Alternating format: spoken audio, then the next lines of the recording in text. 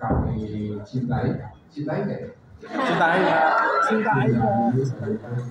Harus.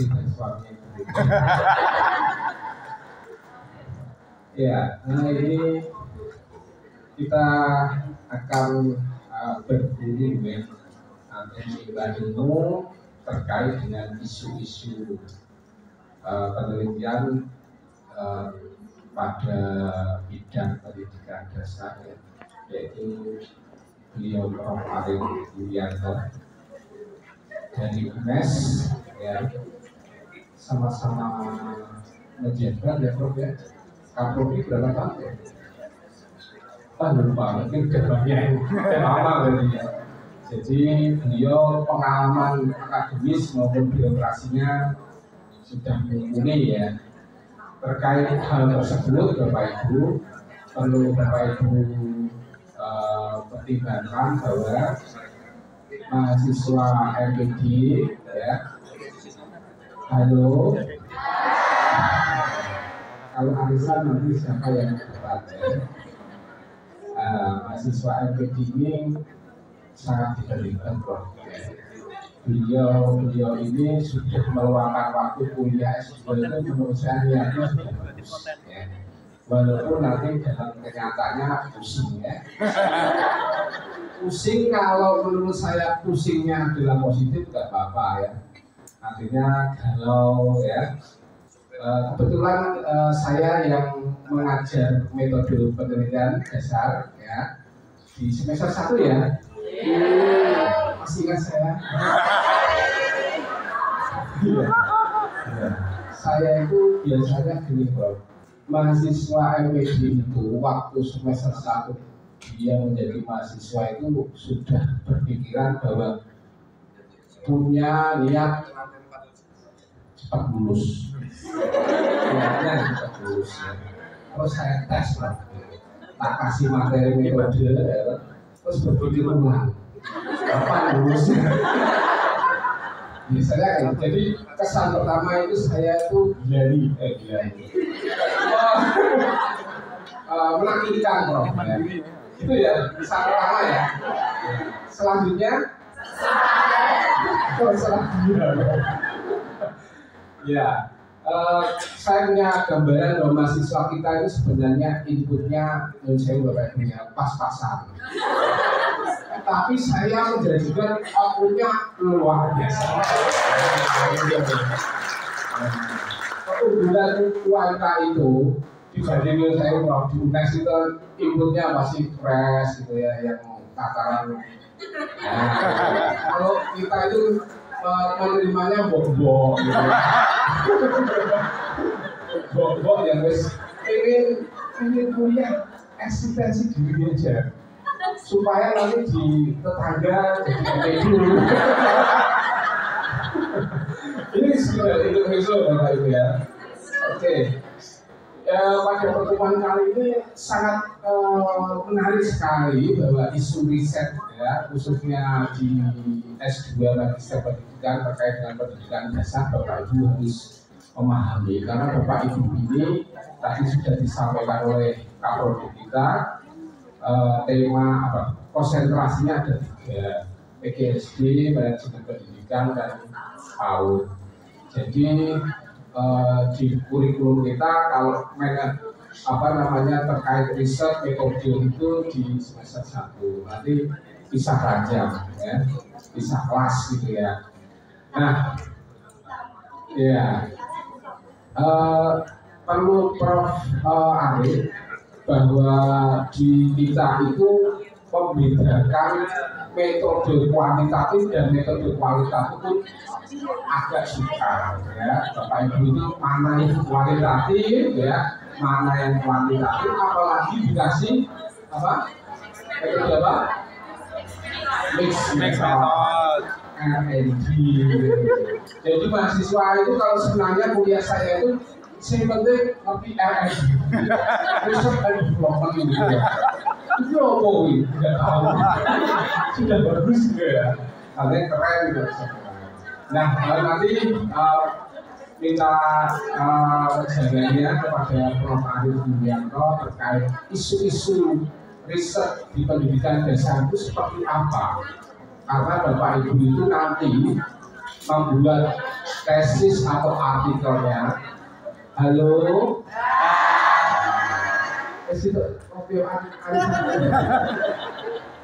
Ya, ini biasa guru kepala sekolah ketemu nulis.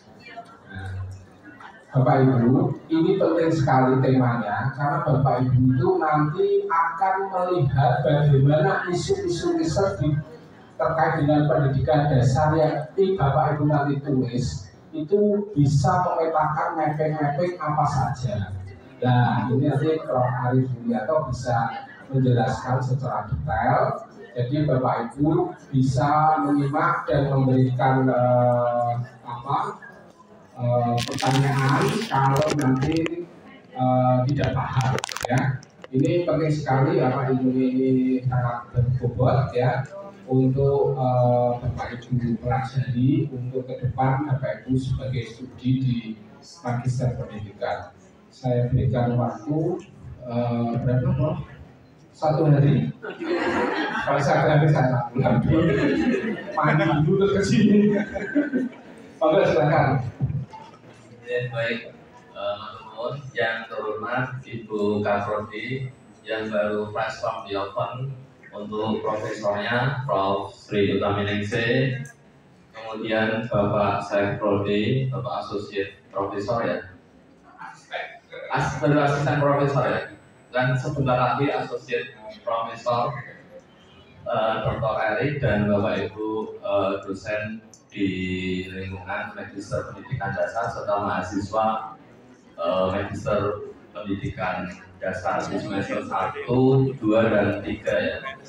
Selamat siang, Assalamualaikum warahmatullahi wabarakatuh. Untuk mengawali diskusi kita pada hari ini, Bapak Ibu nanti punya tugas di akhir final project itu berupa tesis. Namun seringkali mahasiswa itu tesis tapi tidak ada tesisnya. Ada Hegel itu membuat sebuah dialektika tesis, antitesis, dan sintesis. Ketika mahasiswa membuat tesis ditanya tesisnya apa atau sintesisnya apa, itu seringkali tidak bisa menemukan. Ini yang poin pertama. Jadi pokok bahasan kita. Jadi di kesimpulan itu, di conclusion itu tidak muncul sintesisnya. Kemudian yang kedua, isu-isu riset di ilmu sosial itu terus berkembang. Atau sebelum itu Bapak Ibu mungkin pernah tes TPA ya, ketika kita bicara dialektika. Misalnya Bapak Ibu punya tesis di awal, biasanya di bab 2 literatur review itu punya punya tesis. Misalnya di dalam manajemen pendidikan itu ada yang namanya agency teori. Misalnya kita ada tesis bahwa di sekolah swasta itu pasti terjadi konflik kepentingan. Kalau kita bicara di manajemen pendidikan, itu konflik kepentingan antara principals atau yayasan dengan agent pengelola. Itu tesisnya. Antitesisnya itu ternyata tidak selalu seperti itu. Ketika ada peran kepemimpinan yang kuat dan muncul yang namanya sintesis. Karena kalau Bapak Ibu amati, nama tesis itu adalah merupakan sintesis baru dari tesis yang ada. Kemudian yang kedua, kalau dilihat di KKNI, magister itu level 8. Jadi sarjana level 7, sarjana level 6, profesi level 7, magister level 8, doktor itu level 9. Jadi kalau di level sarjana itu hanya menguji tesis tadi. Kalau di magister itu seharusnya mengembangkan dari tesis yang ada. Ketika ujian mahasiswa ditanya tesisnya apa, judulnya di cover itu tesis, banyak mahasiswa yang tidak bisa menjawab. Kemudian yang kedua itu poin kedua itu perubahan isu riset karena di ilmu sosial. Sehingga pada siang ini kita akan berdiskusi berkaitan dengan poin research isu-isu research di basic education. Ketika Bapak Ibu melihat banyak artikel itu mungkin ada istilah primary education, kemudian ada elementary education. Itu adalah hal yang tidak berbeda di sini. Jadi ketika Bapak Ibu baca artikel, ada yang menggunakan istilah elementary, ada yang menggunakan istilah primary education. Ini fokus kita pertama di situ. Sehingga ada dua irisan, nama prodi itu manajemen pendidikan dan pendidikan dasar. Konsentrasinya di sini adalah pendidikan dasar. Sehingga ada dua kata kunci yang menjadi starting point kita untuk membahas research isu ini. Ini jelas dari sini. Jadi atau ini isu di manajemen pendidikan. Jadi yang dimaksud manajemen itu apa sih? Jadi manajemen yang teraplikasikan di pendidikan dasar. Jadi manajemen itu apa sih? Jadi bagaimana? Nanti PPT-nya saya bagi saja, kalau saya di foto, kita diskusi saja nanti di akhir sesi. Dan jadi sekolah, organisasi pendidikan itu punya sumber daya yang harus dikelola dengan baik untuk mencapai tujuan sekolah tadi. Tujuan di dalam pendidikan dasar itu adalah apa? Membekali siswa untuk keterampilan dasar dan melanjutkan ke pendidikan yang lebih tinggi. Tujuannya itu. Apa yang harus dipersiapkan sekolah? Yaitu resources. Bisa human resources-nya, guru, pembelajarannya seperti apa, sehingga bisa membekali siswa punya keterampilan dasar dan melanjutkan pendidikan tinggi. Bisa resources yang lain, misalnya financial, pembiayaan pendidikannya seperti apa. Jadi ada banyak fokus research di dalam manajemen pendidikan tentunya di sini. Jadi bagaimana memanfaatkan resources untuk mencapai tujuan pendidikan dasar yang tertuang di UU Sisdiknas. Apa saja yang bisa dikelola? Bisa gurunya, bisa tekniknya, bisa finansialnya, bisa sarprasnya.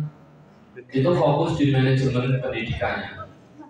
Ketika kita fokus di pendidikan dasar, ada banyak topik research kalau kita lihat. Ada banyak topik research di sini. Jadi sebelum Bapak Ibu masuk ke topik research, ada namanya web post viewer. Jadi saya yakin kalau Bapak Ibu sudah cukup lama di bidang itu, tidak perlu seperti ini. Jadi mulai dari teori awal, misalnya Seven Leadership, jadi perkembangan Greenfield 1986, kepemimpinan melayani.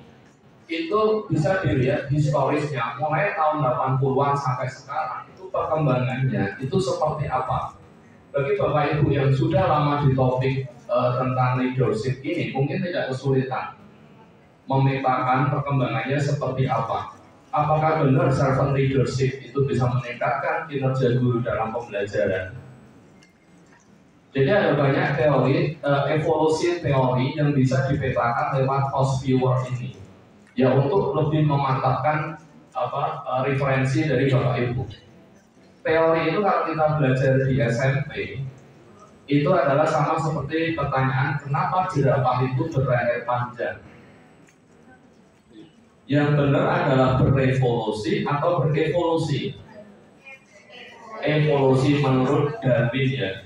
Tadinya jerapah itu berleher pendek. Kemudian karena tanaman yang berleher pendek itu sudah habis, maka lama-kelamaan organ tubuhnya itu berevolusi.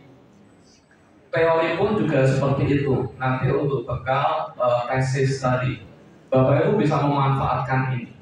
Sehingga saya beberapa hari lalu sempat baca artikel, yaitu kalau Bapak Ibu ingin tahu progres riset Bapak Ibu itu di bidang apa, Bapak Ibu bisa lewat host viewer atau lewat artikel. Ini contoh artikelnya dari Gufron dan Rolyansa. Ini namanya bibliometric analysis.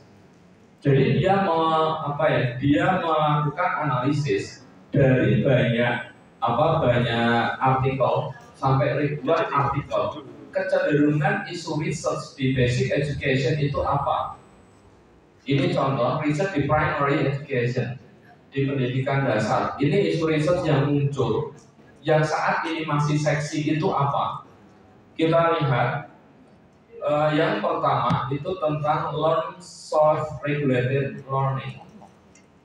Jadi pembelajaran self-regulation. Ini isu yang seksi di sini di dalam tahun 2023 dan saya kira itu sampai sekarang belum ada perubahan. Ini artikel ini ditulis 2023. Dia mereview 2000 artikel di sekian ratus jurnal. Ternyata citasinya paling tinggi tentang self-regulated learning, pembelajaran. Jadi nanti kita diskusi ini. Ini isu seksi yang pertama. Jadi ini masih banyak celah untuk riset di sini. Kemudian yang kedua adalah teacher and school characteristics. Jadi kalau Bapak Ibu ingin mengetahui isu riset baik di Indonesia atau yang lain, Bapak Ibu bisa melihat dari first viewer tadi. Ini peringkat pertamanya base 4 ya. Ini adalah pembelajaran bahasa yang nomor 4. Kemudian yang ketiga adalah motivation. Yang kedua adalah teacher and school characteristics. Dan yang pertama adalah self-regulated learning. Ini isu yang pertama. Nanti kita coba simpulkan dari analisis bibliometrik ini. Jadi yang namanya analisis bibliometrik ini adalah alat analisis untuk mengetahui isu research yang menarik saat ini itu apa. Mungkin biasanya ada bantuan dari perpustakaan untuk melakukan analisis post viewer ini. Jadi kita nambah data. Jadi caranya secara teknis singkat. Nanti Bapak Ibu itu nambah data.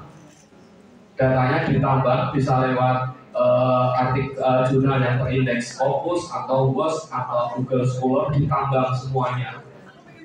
Kemudian dipetakan artikel mana yang menarik untuk bahan tesis di sini. Ini isu yang pertama Bapak Ibu berkait self-regulated learning. Jadi guru itu hanya sebagai fasilitator. Siswa itu adalah diberikan keleluasaan untuk merancang apa yang akan dipelajari, melakukan pembelajaran sampai proses evaluasi dia lakukan sendiri. Kalau tercapai kenapa, kalau tidak tercapai itu kenapa. Ini isu yang pertama dari tulisannya Gufron. Ini saya ambil 9 besar di sini. Ada yang berkaitan dengan subject matter, mathematics, and literacy. Jadi ini contoh beberapa riset di elementary school. Istilahnya mungkin nanti hampir sama ya, elementary school atau primary school. Karena di Eropa itu lebih banyak menggunakan elementary. Kemudian berikutnya ini dilakukan saja di dalam research education. Ini banyak dilakukan melalui pembelajaran itu yang dilakukan guru adalah gate-based research. Ini poin yang kedua. Jadi ini yang dilakukan Akin and Gould. Sekarang Bapak Ibu coba membuat tesis dari ini, dari yang kita sampaikan tadi. Kesimpulan awalnya apa sih, atau proposisi dugaan awal, statement awalnya itu apa? Jadi ketika sekolah mampu mengelola atau membekali guru dengan kemampuan tadi pembelajaran self-regulated dan gate-based learning, maka di sini akan bisa membekali siswa di pendidikan dasar untuk punya kemampuan dasar dan melanjutkan ke pendidikan berikutnya. Jadi poinnya di sini adalah bagaimana sekolah itu untuk memfasilitasi guru dalam isu research yang pertama tentang self-regulated learning dan game-based learning. Jadi kita punya dua keywords, yaitu yang pertama self-regulated, isu yang menarik saat ini. Yang kedua adalah game-based learning. Jadi ada dua research itu di saat ini yang mungkin tidak selalu harus kalau lihat artikel tidak harus sesuai artikel, itu mungkin sudah artikel lama atau di riset di bidang itu sudah cukup jenuh. Sama seperti ini contohnya. Ini paper yang ketiga, ini menunjukkan semakin besar lingkarannya di force viewer, menunjukkan isu itu adalah seksi, menarik di sini. Semakin kecil dan semakin gelap, isu riset itu sudah jenuh. Ini bibliometric analysis tadi. Jadi kalau Bapak Ibu amati di isu ini, itu yang mensitasi, yang membaca dan menjadikan daftar pustaka tentang self-regulated learning itu banyak 451 atau site per year itu 30,07. Ini kan time series data apa? Jadi dia itu mereview artikel 10 tahun misalnya. Kemudian dari citasi itu dibagi 10, keluarnya 30,07. Jadi artikel yang direview itu jadi mesin yang memetakan. Atau kalau saya yakin kalau Bapak Ibu sudah lama riset di bidang itu, spesialisasinya misalnya pembiayaan pendidikan, mungkin tidak perlu menggunakan ini, tapi untuk memantapkan benar nggak pemetaan teori saya seperti ini, itu bisa menggunakan force viewer ini. Jadi ada tampilan, bisa tampilan seperti ini. Kemudian bisa ini yang ketiga, Wu et al. Itu tahun baru, tahun ini ya maksud saya 2024. Bahwa tahun 2024 kecenderungan riset adalah di digital literacy, di mana isu yang pertama adalah tentang financial literacy atau literasi keuangan. Jadi menyiapkan anak didik kita di pendidikan dasar itu untuk melek keuangan, karena untuk mempersiapkan masa depannya dan seterusnya. Nah ini juga di Indonesia belum begitu banyak. Ini telah dia mengurutkan itu dari sekian puluh ribu artikel di 10 tahun.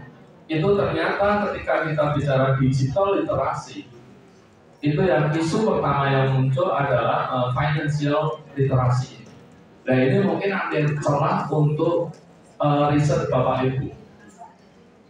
Atau kalau pengen gampang, Bapak Ibu baca artikel, tapi di artikel bahasa Indonesia jarang ya. Artinya jarang orang Indonesia itu mengungkapkan di conclusion, di penutup, bahwa riset saya itu punya keterbatasan ini. Biasanya yang muncul adalah artikel-artikel di jurnal yang bagus.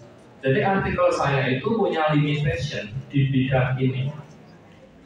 Contohnya, Bapak Ibu lakukan riset di kepala sekolah. Bapak Ibu hanya berikan kuesioner. Mungkin itu jadi sebuah limitation di riset di artikel yang bagus. Karena tidak bisa mengobservasi perilaku kepala sekolah satu persatu, hanya diberikan kuesioner, maka penelitian berikutnya bisa mengisi celah itu melalui pengamatan atau metode yang lain. Biasanya artikel yang bagus itu muncul limitation dan untuk future research itu yang Bapak Ibu gunakan, pijakan untuk research thesis nanti. Jadi dari pemetaan ini kita ambil yang terbaik tadi, yaitu yang pertama tadi apa? Nanti kita diskusikan ini. Yang pertama adalah self-regulated learning. Kemudian yang kedua adalah game based atau berbasis permainan di sini. Kemudian yang ketiga adalah tentang ini digital literacy. Literasi untuk digital, ranking yang pertama adalah financial literacy, dan risetnya Wu et al. Itu mengurutkan. Bapak Ibu bisa cari artikel yang namanya bibliometric analysis untuk tahu isu riset yang menarik, dan setiap tahun pasti dia bergeser. Isu risetnya apa itu bergeser. Jadi sebelum sebelum Bapak Ibu itu membuat tesis, jangan buat topik yang sama. Bahkan ada tesis cukup mengganti tempat saja. Betul. Kreatif ya, tempat saja. Population center. Dan yang paling sulit bagi Bapak Ibu adalah membuat tadi tesis, namanya tesis, baru ada tesis. Peringkas tesis 200 halaman itu membuat menjadi sebuah satu kalimat atau dua kalimat. Itu yang disebut dengan sintesis, antitesis, atau tesis. Bapak Ibu di bab 1, Bapak Ibu berjanji kan bahwa riset ini memberi manfaat teoritis. Coba kita refleksi. Kira-kira teori apa yang diberi manfaat, bentuk manfaatnya seperti apa? Kira-kira ditemukan nggak di bab 45? Itu coba direfleksi. Karena di KKN ini level 9 itu harus bisa mengembangkan teori. Contohnya, self-regulated learning itu akan berhasil menaikkan kemandirian siswa dalam proyek X, proyek tertentu. Tapi ternyata di negara kita self-regulated learning itu gagal. Kenapa? Karena peran orang tua itu cukup tinggi dalam membantu pekerjaan siswa. Sehingga self-regulated learning itu tidak bekerja dengan baik, tidak berfungsi dengan baik di Indonesia. Itu adalah sebuah sintesis di sini. Contoh isu tadi self-regulated learning. Jadi Bapak Ibu ketika membaca tesis itu tolong dibaca ulang. Benar nggak janji-janji Bapak Ibu yang sebenarnya kan riset itu hanya punya dua ya, manfaat praktis sama manfaat teoritis. Benar nggak teorinya ada yang memberi manfaat praktisnya ada nggak? Itu kan sebenarnya yang perlu kita diskusikan. Dari 3 kata kunci ini, maka muncul isu riset saat ini adalah sekolah. Tadi kata kuncinya apa? Sekolah punya sumber daya. Salah satu sumber daya itu adalah guru. Sekolah akan berhasil jika mampu menggunakan sumber daya dengan tepat. Makanya Bapak Ibu ada mata kuliah MSDM pendidikan, ada nggak? Pembiayaan pendidikan tidak ada.